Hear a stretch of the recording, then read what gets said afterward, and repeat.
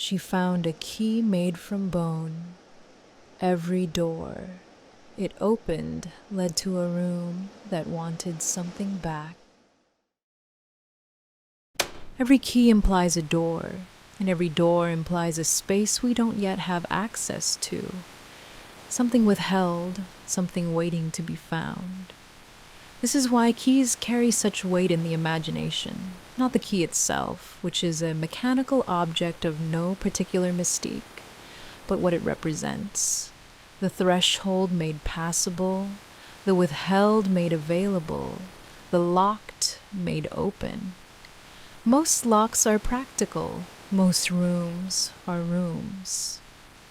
Dr. Faye Nordstrom spent 18 years in archaeological fieldwork and had excavated objects of considerable historical significance, and had never once believed that she was holding something that wanted something from her in return.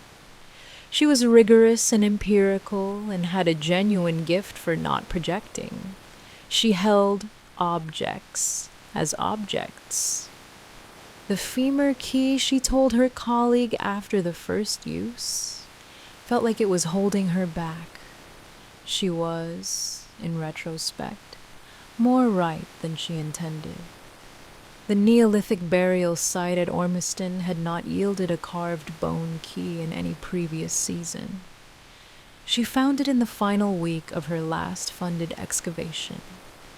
In the burial of a person the site's previous analysis had identified as significant, interred with unusual deliberateness, positioned in a way that no conventional funerary framework could adequately explain. The key was in the hand. It had been placed there, deliberately, carefully, with the specific attention of people who knew exactly what they were burying with whom. She should have left it in the ground. The Ormiston site was a Neolithic burial complex in the Orkney Islands, excavated across 4 seasons by a joint team from the University of Edinburgh and the Royal Commission on the Ancient and Historical Monuments of Scotland.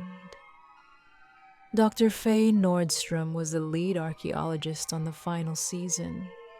Year 4, the last year of the grant, the year they were supposed to find nothing particularly new and write the synthesis report that would conclude the project.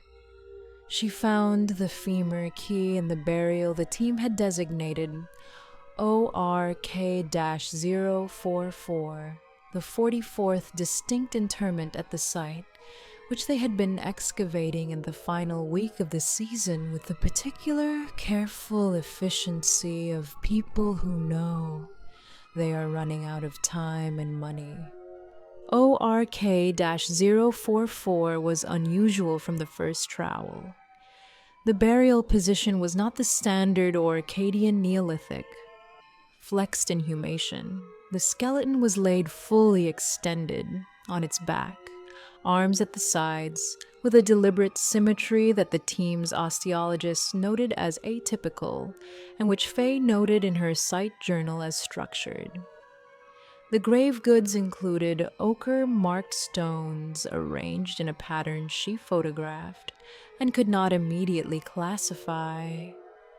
And in the right hand of the skeleton, loosely grasped, palm upward, as though in offering other than possession, was the key. She recognized it as a key immediately and noted this as a projection in her site journal, correcting herself to carved femur section, shaped artifact, possible ritual function. She photographed it in situ. She lifted it at the end of the day, gloved, processed it through the standard site documentation, and put it in the finds box. She took it out of the finds box in her site accommodation that evening because she wanted to examine it under better light, and because the season was ending and she had a synthesis report to write, and the key, the shaped artifact with possible ritual function, had a quality that she wanted to understand before she had to set it aside. Under her sight lamps, the carving was extraordinary, not decorative, functional. The shape of the carved section reproduced exactly the geometry of a key's bit and bow in a format that should not have been possible for the tool technology available in the Neolithic period. The precision was not rough. It was fine, specific, as deliberate as any modern object made to a specification. She turned it over in her gloved hands and felt what she had noted in the field, the quality she had tried to describe as the artifact seeming to resist, and identified it more accurately in the lamp's better light as a quality of weight distribution. The artifact was heavier at the bit than the geometry should have produced, as though the weight were in the function rather than the material. She had, in her site accommodation, a locked filing cabinet. She used a Yale lock, standard. She inserted the carved femur section into the keyhole. It turned. The cabinet opened. She stood back from it with the specific physical response of a person who has just done something in full awareness of how inexplicable it is and needs a moment to process the inexplicability before proceeding. Then she looked in the cabinet. Her sight notes were there, unchanged. She looked at the cabinet from the outside. Standard Yale lock, standard cabinet, standard site accommodation furniture. She closed it. She inserted the carved femur section again and turned it. The cabinet opened. It was not the cabinet interior she had just seen. It was a room, small, square, pitch dark, lit only by the rectangle of the cabinet opening, with bare stone walls and a stone floor, and the quality of air that does not circulate. Not stale, not bad, simply undisturbed. In the room's center on the floor was a specific object she recognized as her own. A small rubber dinosaur, dark green, well-worn, which she had owned from the age of 4 to approximately 8, and which she had not thought of in 35 years. She reached in and took it. She closed the cabinet. The key withdrew. The cabinet returned to its standard Yale lock function. When she opened it with her actual key, her sight notes were inside as before.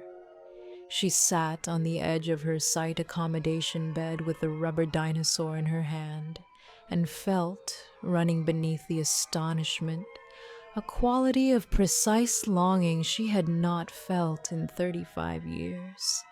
The specific loss of a childhood object, minor and enormous, resolved at the cost of nothing at all, at the cost of nothing she could identify yet.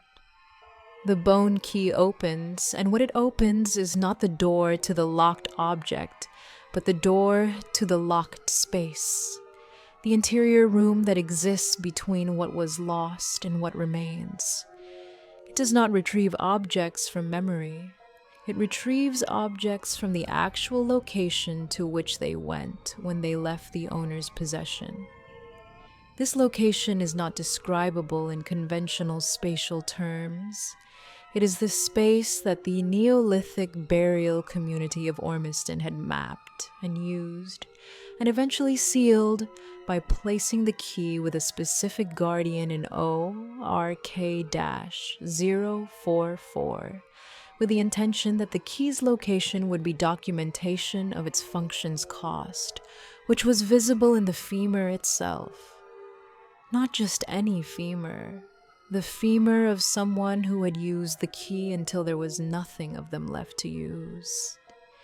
Faye had not examined the ORK-044 skeleton's femur with the attention she would subsequently wish she had given it. The carving had been done after the bone's formation. The key had been made from the right femur of the burial's occupant, the same occupant with whom it was interred, who had been the key's final user, whose body had been reduced, by the key's accumulation mechanism to a collection of bones of which the femur had been repurposed for storage. The key demanded escalation, not immediately. The first retrieval carried no perceptible cost. The second retrieval, which Faye performed 2 nights later, requested that she leave the object she valued least among what she had brought to Ormiston for the season. She left a broken watch she no longer used. She retrieved a photograph she had lost in a move 10 years prior. The third retrieval, a memory, not any memory, a specific one, which arrived in her mind with the quality of a prompt rather than a spontaneous recollection. The question embedded in the key's mechanism as clearly as a price tag. The memory of her father's voice on the specific evening of her 8th birthday. She sat with this for 2 days before she agreed, because she recognized what she was being asked to give and understood that giving it would mean the memory was gone, not inaccessible, not merely faded, but taken. She retrieved a complete season of excavation data from a site flooded in 2009 that she had never been able to recover from corrupted drives. 15 years of lost work, present on paper printouts that should not have been in that room. She gave up her father's voice. The fourth retrieval. 3 years of her life. Not 3 specific years. 3 years from a location she could not determine in advance. A quantity. The key's mechanism specified the cost as simply 3 years and allowed no further information. She held the key over her office lock for 2 weeks before she turned it. She retrieved, from the room behind her office door, her doctoral thesis in its original form, including the chapters she had been forced to cut by the external examiner's request in 1999. The chapter that had contained the argument she still believed was her most significant insight, the argument she had never been able to reconstruct from memory.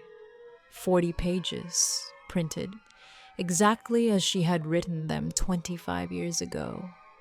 She was 51. She had given 3 years from an unknown location in her remaining life. The 5th retrieval the key proposed was her name. Not her professional reputation, not her identity in any social or psychological sense. Her name. The actual name in the registration of things older than language that she had used once in each of the other stories tonight, that exists in the deep record beneath the given name. The true name, which no one chooses and no one can change, and which, when given to this key's mechanism, would be held in the pitch-dark room as the price of what was retrieved next. She stood at her office door on a January morning and held the carved femur key over the lock and thought about what she had already given. The rubber dinosaur had cost her nothing. The broken watch had cost her nothing. Her father's voice had cost her something. She had not finished grieving. The 3 years had cost her something she could not count. She thought about what the key had returned to her. A photograph, excavation data, a chapter. She turned the key. The room behind the office door was empty. She walked in. The door swung closed behind her. In the darkness, the key turned in the lock from the inside. Not by her hand, the key turned itself with the quality of a mechanism completing its programmed function.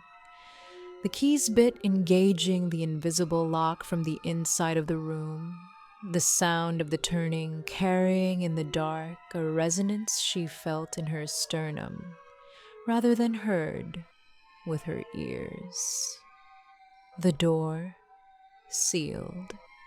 On the other side of the door, in her office, The morning light was ordinary, and the department corridor was audible, and the key, the carved femur key from ORK-044 that she had lifted from the right hand of a Neolithic burial in the Orkney Islands 6 months prior, was lying on the floor in the gap beneath the door. In the dark room, a figure stood, a skeleton, exactly reconstructed, holding the key in its right hand with the composed and patient quality of something that has been placed deliberately and understands its function. Guardian, repository, documentation of cost, and waiting instrument for the next curious hand that found the key in the finds box and wanted to understand it better. The carving on the femur was new. Her name was on it. In the morning department corridor, one of Faye's graduate students knocked on her office door, found it unlocked, and opened it to an empty room and an ordinary morning, and, on the floor, just inside the door, an object they picked up without examining and placed on the desk beside the keyboard. It was an excellent key, heavy at the bit, good workmanship. Each retrieval was worth it. That's the first thing I want to say. Not as an excuse, as a fact. The rubber dinosaur was minor. The photograph was genuine. The excavation data was 15 years of lost work. The doctoral chapter was her most significant intellectual contribution, removed from the record by an examiner's judgment and never reconstructed. These were real losses, real costs to a real life, and the key returned them. The costs were also real. Her father's voice. 3 years from a location in her future she couldn't identify. Her true name. She stood at the office door with the key in her hand and thought about everything she had given and everything she had received, and she turned the key. I've been trying to understand whether this is a failure of judgment or a failure of mathematics. She had given a great deal. She had received a great deal. By any accounting of the transaction up to that point, the key had been, however disturbing, broadly fair. The escalation had been real, but not grotesque. The fifth cost was her true name, which is abstract, which is not the same as her given name, which she uses every day and still had, which she would likely have said, "I'll give the abstract name to get the concrete thing." She didn't know the room would be empty. The key sealed her in an empty room because the mechanism was complete. 5 retrievals, 5 costs. The final cost, the name that would be carved into the new femur key. The function of the object was always this: to accumulate the costs until the cost was sufficient to produce a new guardian, a new documentation, a new key for the next curious hand. ORK-0. For 4's occupant used the key until there was nothing left to use. The carving on Faye's femur has her name on it. It is excellent workmanship. Thank you for joining me tonight. My name is Ilara, and I am your whisperer. I'll be here, waiting for you next time. If this story resonated with you, leave a comment below. I want to hear your stories. Like and subscribe if you enjoyed this story and want to hear more. This has been Karma Quietly Whispers. See you soon.